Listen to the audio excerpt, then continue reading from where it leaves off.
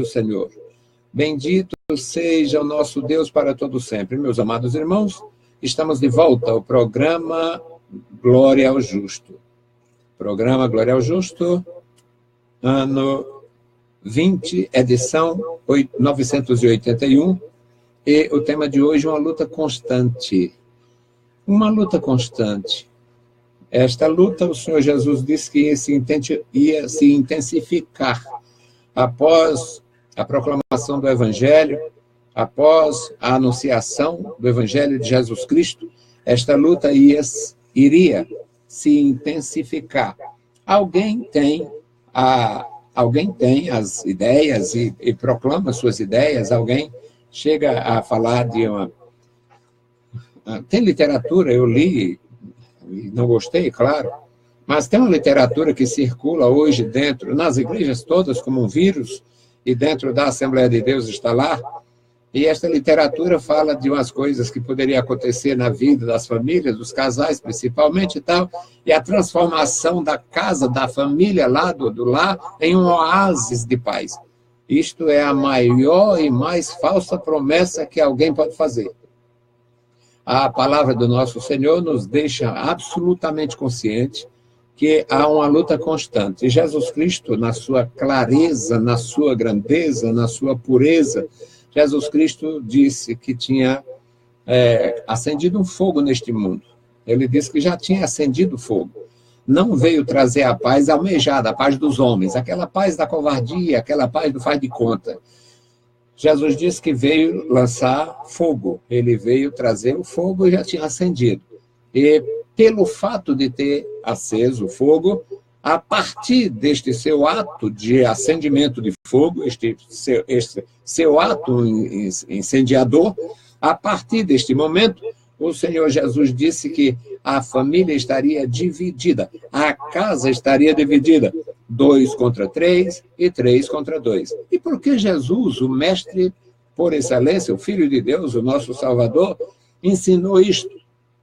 Porque Jesus conhece. Para começar, a salvação é revelação e não imposição.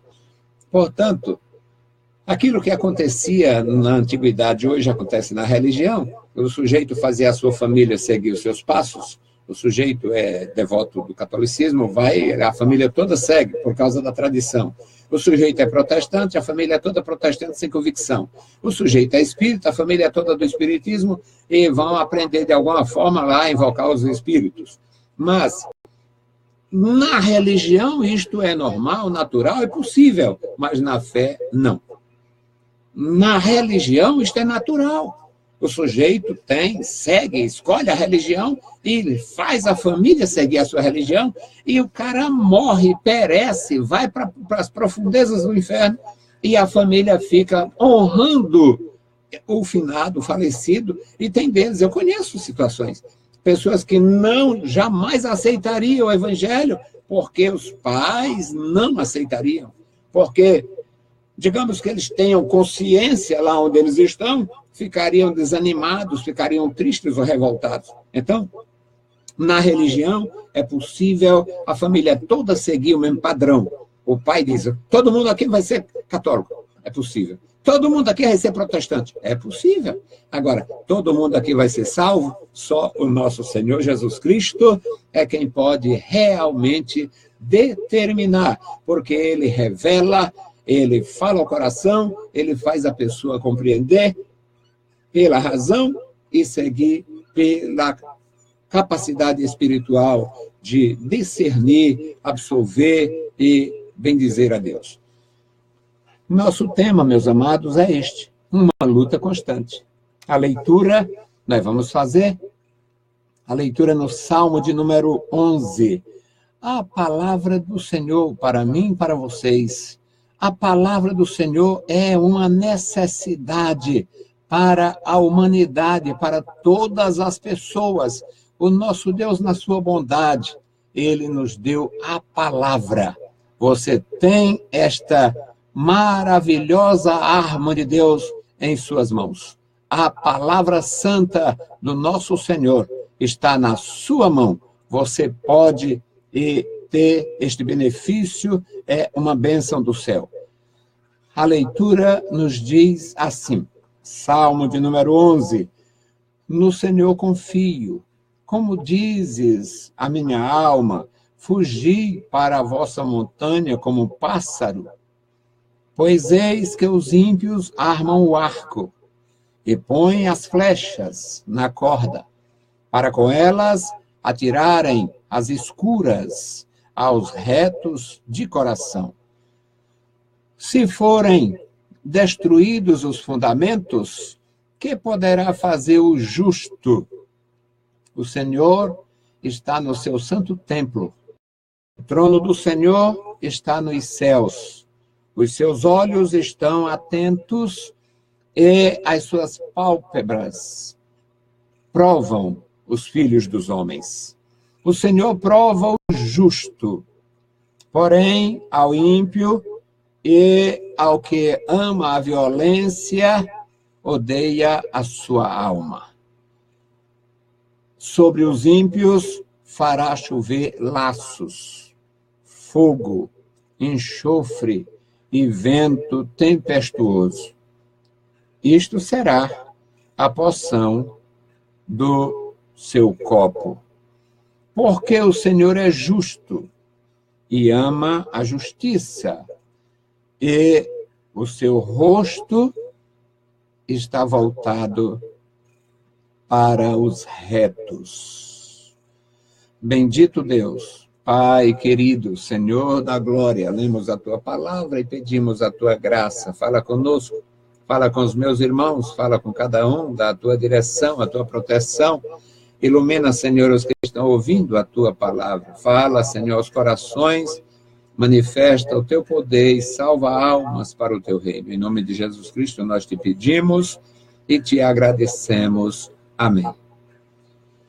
Meus amados irmãos, este tema, como os demais temas que eu sempre trago, são temas para fazer a gente pensar. Temas que desperta em nós o senso de responsabilidade no que diz respeito às escolhas espirituais, a nosso exercício espiritual, aquilo que fazemos, e, portanto, é um tema para você pensar. Uma luta constante. Você admite isto? Ou você não admite isto? Nós, pensando em termos de nações, as nações estão todas inquietas. Nações prósperas estão inquietas. Vamos tomar por base o velho continente, a Europa. Nações superdesenvolvidas, Inglaterra, Alemanha, França, Espanha não tanto, mas bem desenvolvida, e, portanto, nações muito desenvolvidas, Suécia, Suíça, Holanda, todas essas nações têm gravíssimos problemas com drogas, com prostituição, com suicídio. Muita gente se mata porque está exatamente desesperada, apesar das conquistas sociais, apesar dos avanços, apesar do desenvolvimento dessas nações. O índice de desenvolvimento humano dessas nações é muito elevado.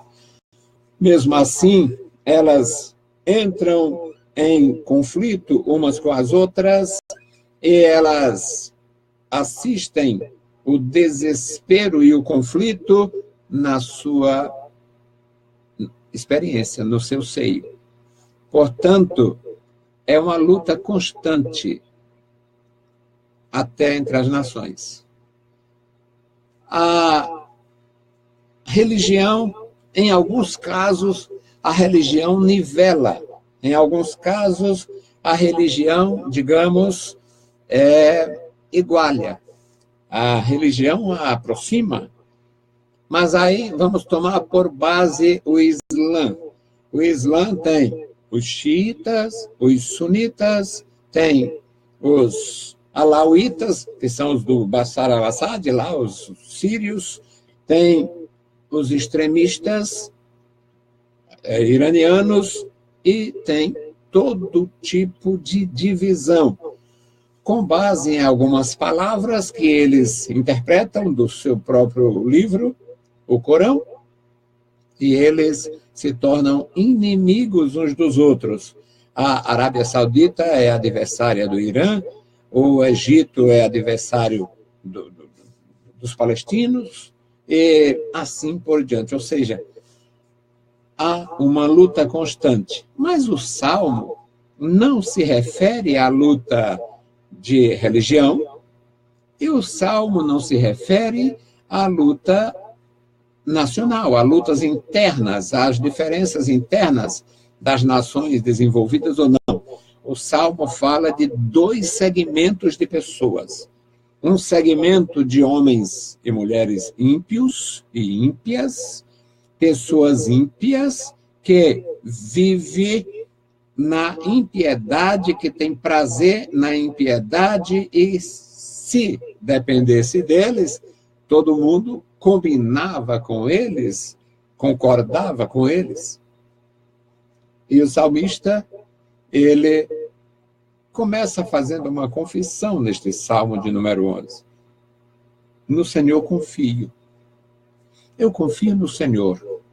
Como vem uma sugestão? Como vem uma sugestão, ou do pensamento, ou dos adversários, ou da adversidade?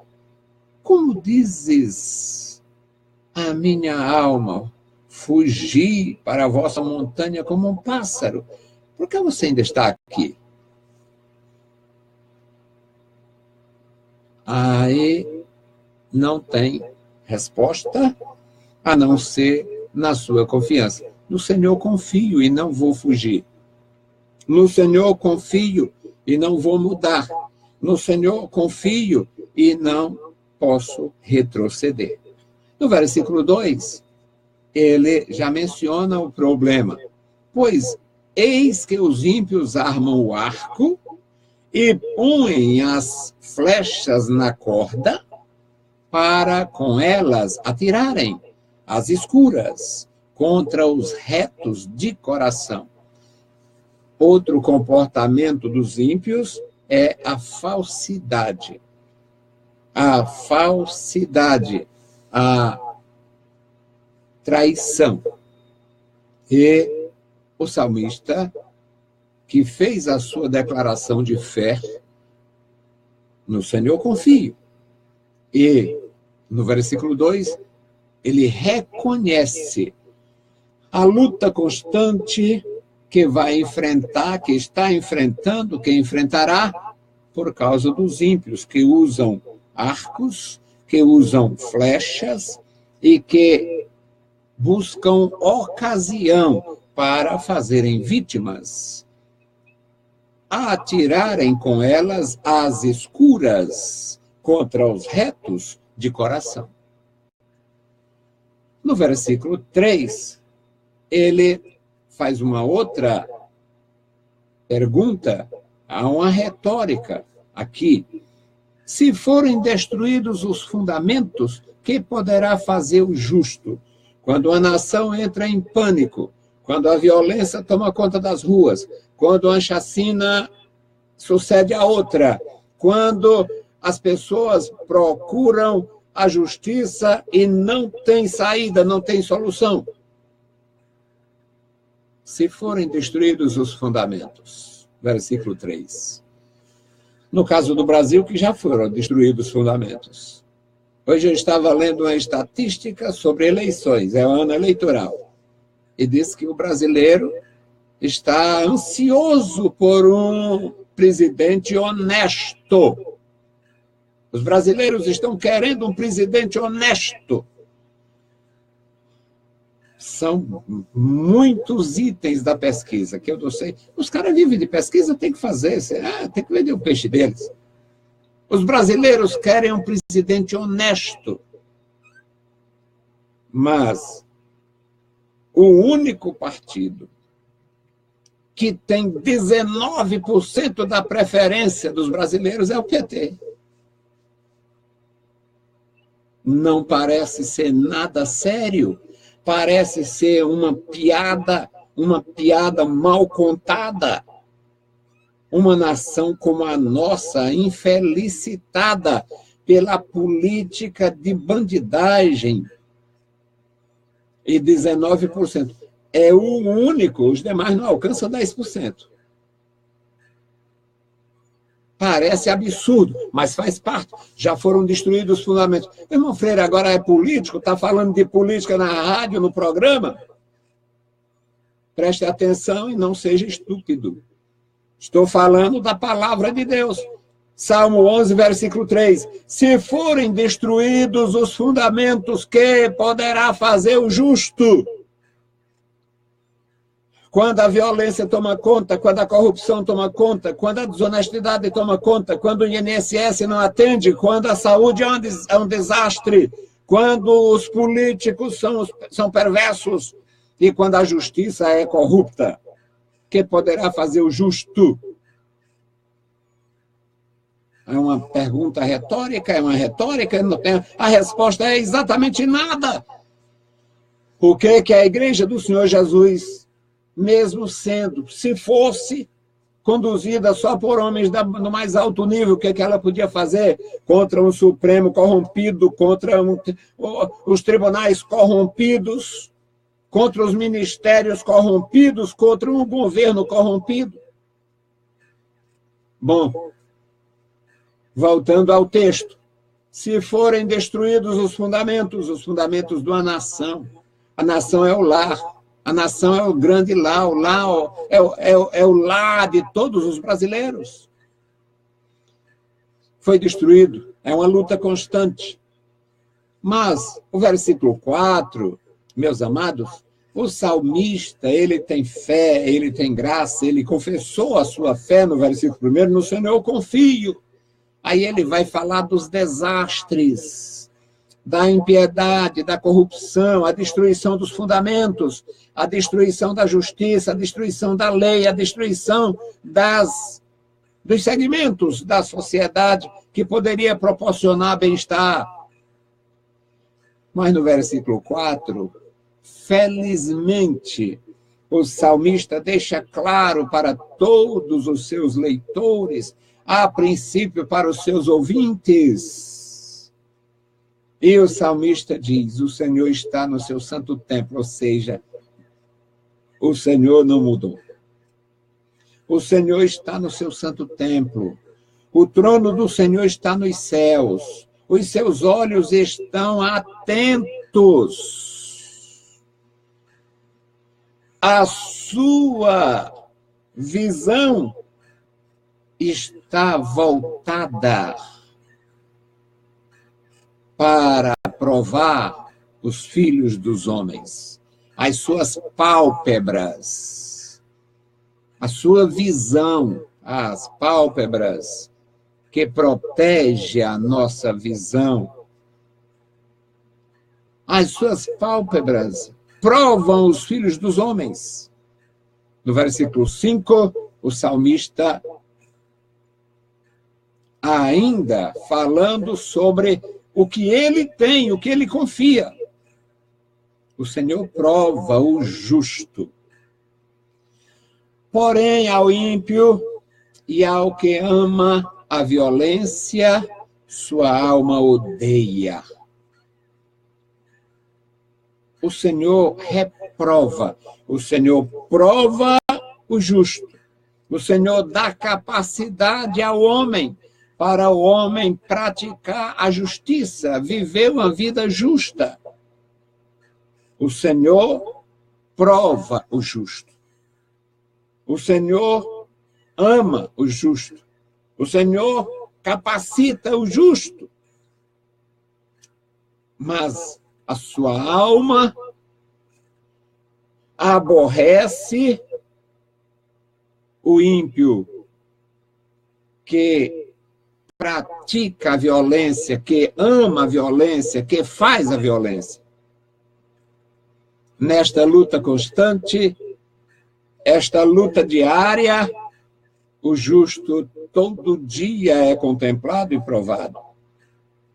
E o ímpio todo dia é observado e reprovado.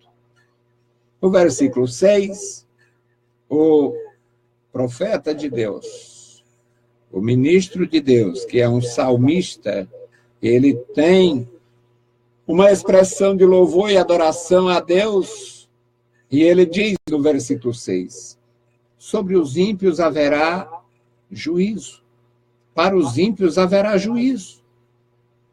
E ele menciona instrumentos que eram usados nas guerras na antiguidade. Fogo. Na antiguidade, os homens usavam água quente, usavam pedra e usavam, mediante aqueles que tinham mais desenvolvimento, usava elementos para combustão. O enxofre é um destes. E o salmista usa, ele reconhece uma luta constante, uma guerra da injustiça contra a justiça, do justo na visão, o justo na mira do ímpio. E ele diz, o Senhor prova o justo, o Senhor vê, contempla a violência do ímpio e o Senhor não despreza o justo. Pelo contrário, o Senhor vai julgar a causa do justo. E por isso ele fará chover.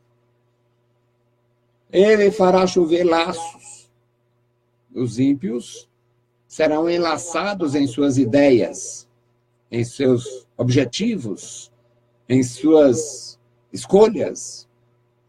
Ele fará chover laços, fogo, enxofre e vento tempestuoso.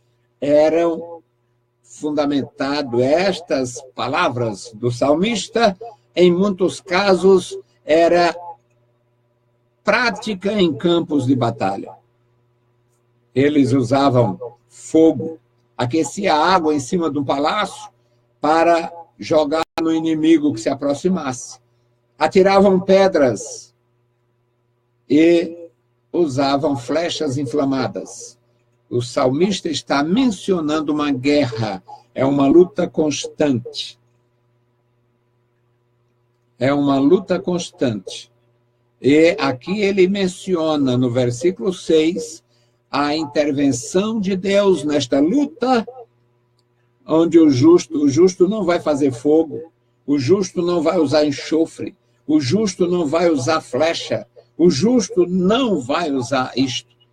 Deixa que o Senhor vindica a sua causa, o Senhor cuida da sua causa. É atribuído ao Senhor.